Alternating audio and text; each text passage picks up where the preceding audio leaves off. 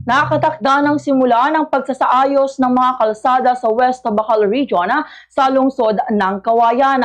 Sa panayam ng Bombo Radyo Kawayan kay Mayor Cesar JCD Jr. ng Kawayan City, sinabi niya na mayroon ng nakalaang pondo para sa naturang proyekto.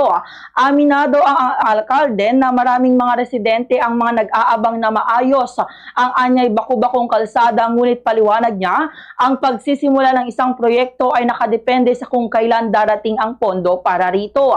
Maliban dito ay humingi rin umano si Dian ng pondo para sa pagsasaayos ng mga sirang approach ng mga tulay sa lungsod. Maliban pa dito sa isinasaayos na Sipat Bridge. Titiyakin na ngayon ng pamahalang panlungsod na mas mahihigpit sila nga magpagdating sa pagkuha ng mga contractors dahil kinakailangan ng magpasa ng mga ito ng traffic scheme sa mga gagawing proyekto at kung gaano katagal ang konstruksyon. Sa pamamagitan nito ay mas magiging maayos ang paglalatag ng proyekto nang hindi makapagdudulot ng labis na abala sa publiko. Ganito ang bahagi ng pahayag ni Mayor Cesar JCD.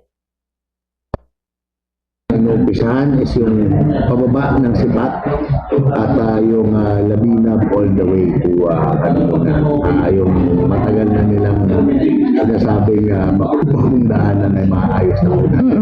Finally, nagkaroon na po kasi tayo ng funding for that. At yun po kasi it's always naman depending on how we get the budget, how we kailan dumadating. But as much as I want, kung pwede lang sana, kung kaya lang lahat magawa natin. But it really depends on the budget that we have. Sa Radyo Bombo!